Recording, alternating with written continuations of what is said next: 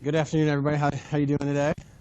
I'm Antwan Jefferson, my partner Kensley Dugan. We are financial planners with Securing Capital at Chesapeake. And today, I guess we're talking about college planning.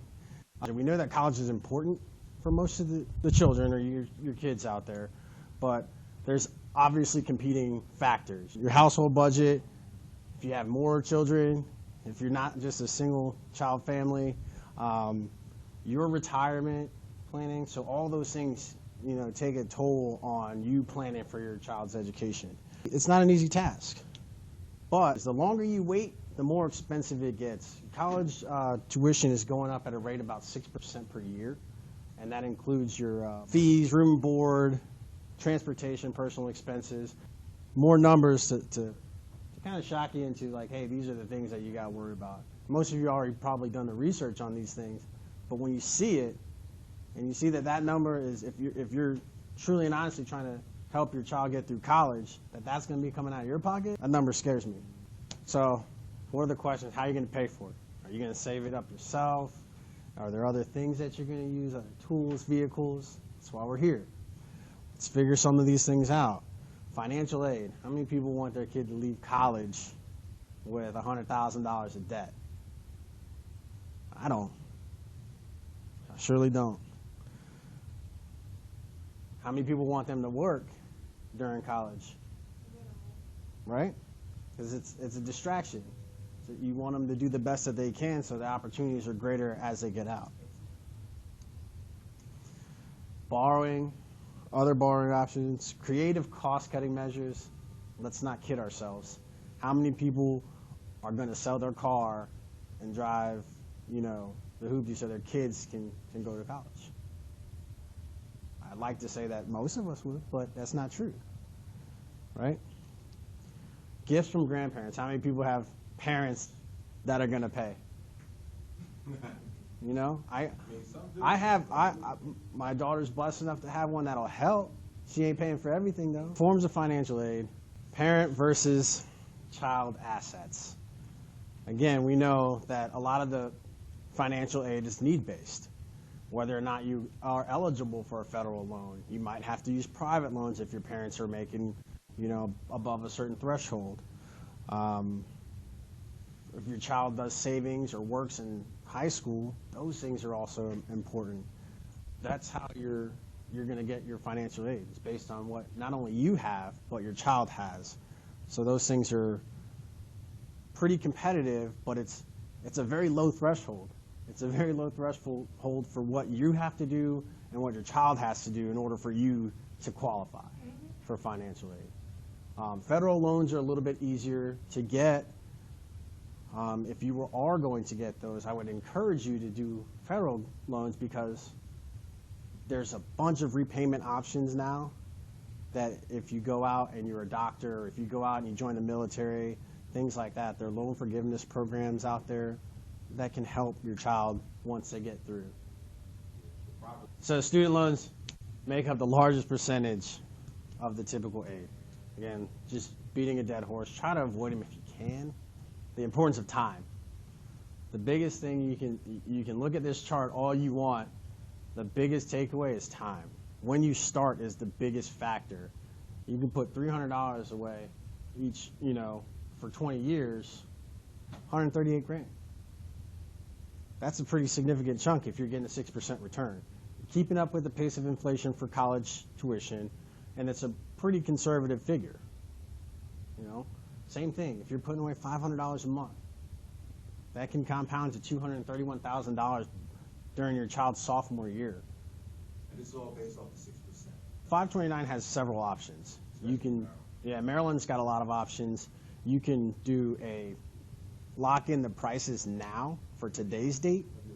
Exactly. But it has to be for an in-state institution. So like UMD, they have to go to UMD, like any of the University of Maryland systems. So they can go to Eastern Shore, UMBC, any of those different Maryland sponsored programs, Salisbury. None of the private institutions doesn't work for them.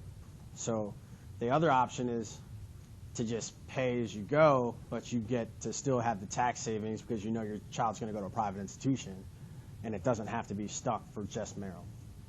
So you can only lock in the rate if they're going to a state institution for that 529 plan. Maryland, Virginia, DC all have tax credits associated with their 529 program. You can deduct the amount that you're putting in from your taxes. So a prime example for Maryland 529, keep it simple, they have a $2,500 tax credit. So you can open one, your wife can open one, and you can do $5,000 deduction. So it doubles up. So if you put it in $2,500 per person, per sponsor, then you can do that as well. So let's say you have multiple children, 3 children, and you're doing $2,500 per person, per child. Now you're up to $15,000 in deductions. So it's kind of it's a great loophole, but you know, those are the things that are really efficient about them, as well as the growth is tax deferred. And if you use it for college expenses, it's tax free. UTMA, UGMA, Uniform Gift to Minors accounts. So you can give them money in their own account, and it's kind of like a little charitable gift from parents. It becomes their money. So once they turn 18, the money is theirs. So they'll get, if they take it out and all that stuff, it's cost basis on them, not the parent. As soon as it transfers over. If it transfers out prior to, cost basis for the parent. So there's a lot that goes into them. They're real simple at the grand scheme of things. You can still be a joint owner on it if they go past 18. You just have to determine, hey, you can transfer it over completely when they're done. So disadvantages, your returns, that's the basic college savings plan. Your returns might not keep up with the pace of inflation for colleges. Biggest disadvantage. So the different flexibility options, they're not necessarily always there. Limited choices, again, for if you use a 529 for the prepaid tuition, and for both withdrawals that are not used, subject to the tax penalty. So we covered all that already. The Coverdell, again, the $2,000 limit each year, tax-free earnings, available for people with certain income levels. It's, again, complete investment control. Elementary school, private school, these are like the things that people use. So if you know your child's going to go into private education in middle school or high school, you can start saving up while they're in elementary. Things like that. It's a pretty good tool for that. But the limits are really low, but you still get the other advantages of it.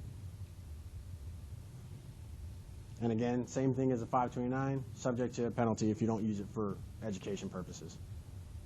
Bonds, flexible, but they just don't grow very well right now. Not an option that most people were going to use. If you had a child going into school in 2000, you might have bought some bonds in the 80s, so it's just not the best option right now. Again, these are the opportunity for tax savings, typically managed accounts. So we talked about these a lot. Are there any questions on the UGMA, UTMA? Gifts are revocable, so you have to go in and get designation changes. We talked about the mutual funds. Your Roth IRAs, you can use portions of it for college.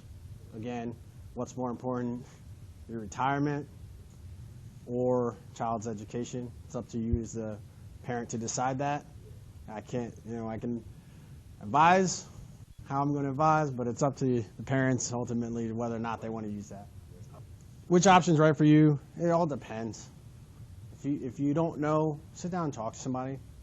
Figure out what's best option. Look at everything. Have somebody help you look at income, outcome, or inflows, outflows. What's going to be right for me based on my situation? You know, and if you just don't want to pay for college, don't pay for college. It's your decision, you know. So again, like we talked about, creating a college strategy with you, for you, doing dry runs, things that you look at the whole picture, then help you implement a plan. Review your strategy each year with your advisor. Those things help because they can help you, A, pinpoint your target, B, help you stay on track to meeting your target. Biggest thing. Have somebody up there to help you be accountable. And then finally, make sure that if it's important for you, your retirement stays on course. Ultimately, biggest thing, you don't want to run out of money in retirement.